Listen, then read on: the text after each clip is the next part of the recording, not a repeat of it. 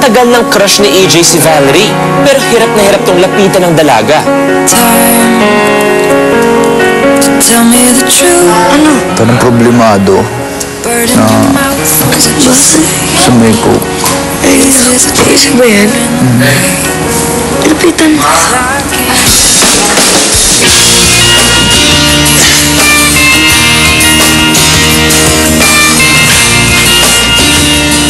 Valerie, okay? I'm okay. Parang problema. Wala. Ba't nandiyan ka sa labas? Ang sakit yung tiyan dahil maraming toyo. Sa toyo.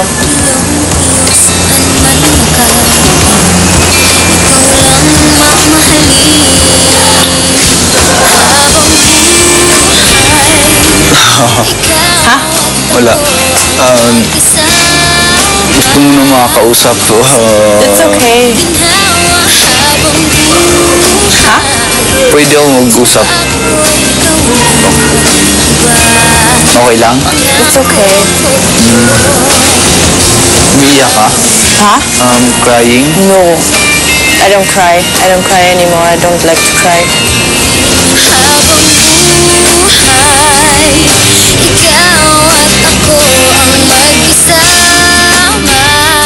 Kinabukasan, si EJ pa rin ang inaalaska ng mga kasama. Grabe yan. Grabe. Talaga? Hindi, grabe. Bakit sikip? Sakit ako. Ako. Hindi kasi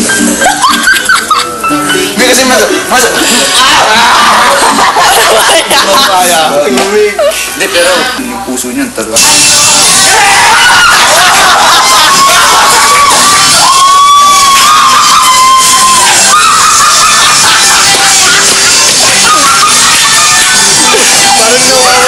Minsan si Kuya nagpapatugtog ng ayaw ko ng torpe para lang aliwin ng teens. Pero si EJ nakaka-relate, kaya siya ang inaalaska ng mga kasama.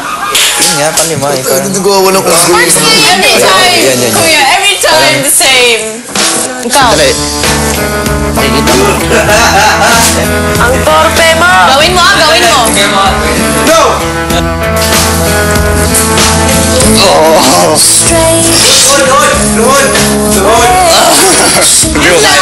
Yung kayong lods.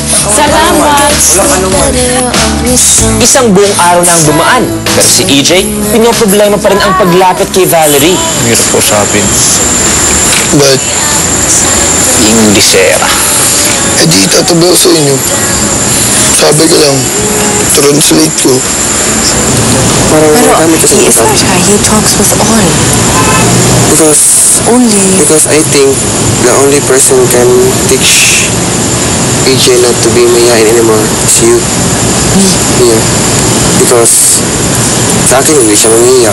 Pero sa iyo, mangiya pa rin. Ayun, no?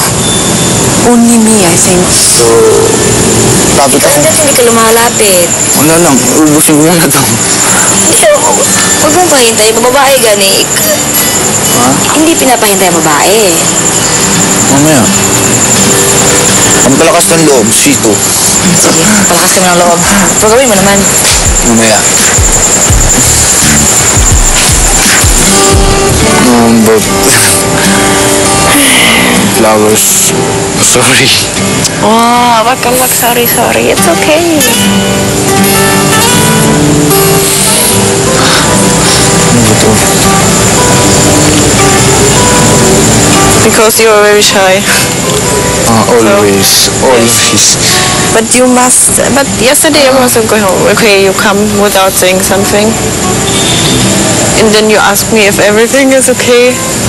It's okay like this. I don't have a problem with it. Or is it very hard for you? Very? Very? Mahirap Na kausap. sa'yo?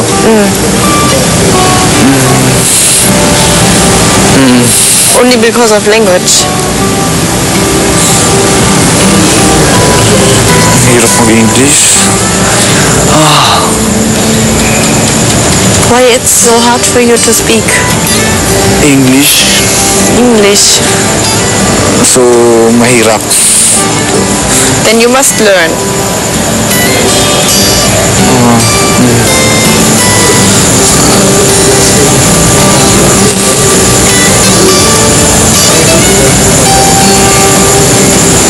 Think I'm Rona or something like this.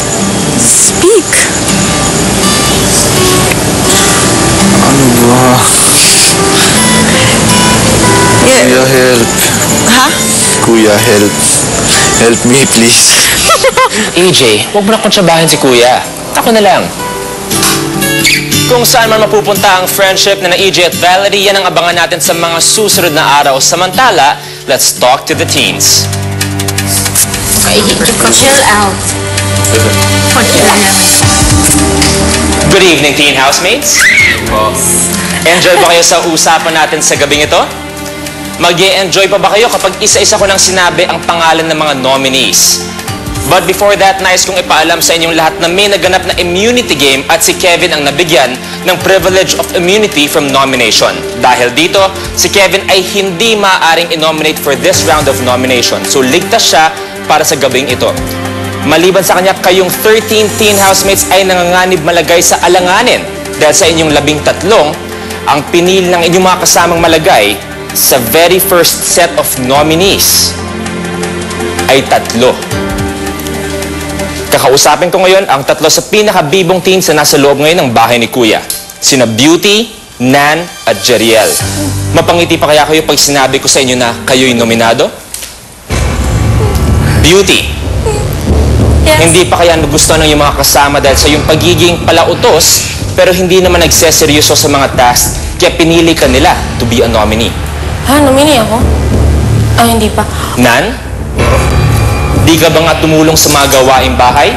Kaya gusto ng iyong mga kasama na umuwi ka na lang sa sarili mong bahay. Okay lang. Jeriel, Pa. masyado ka nga bang reklamadora? Mas gusto pa ng ibang mga teen housemates na di ka na lang makasama at lumabas na lang ng bahay. Sa inyong 3, ang bilang ng nominado ay 1.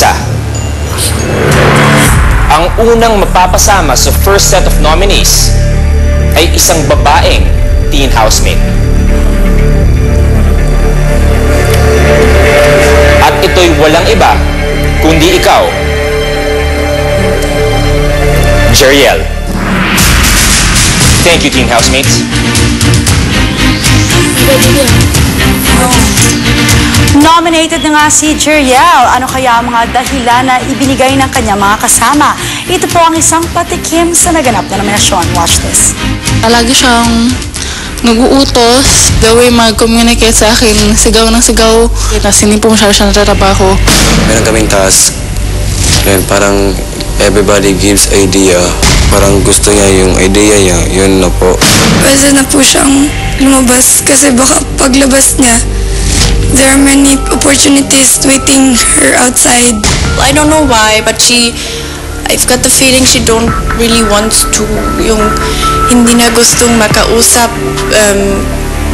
to me. Maraming beses ko nang kinausap na parang paki ganito, paki ano naman to. Tapos sasagutin ako ng pabalagbag. I don't understand him. Parang he's so suplado. I think she's one of the 2 persons that hide noodles.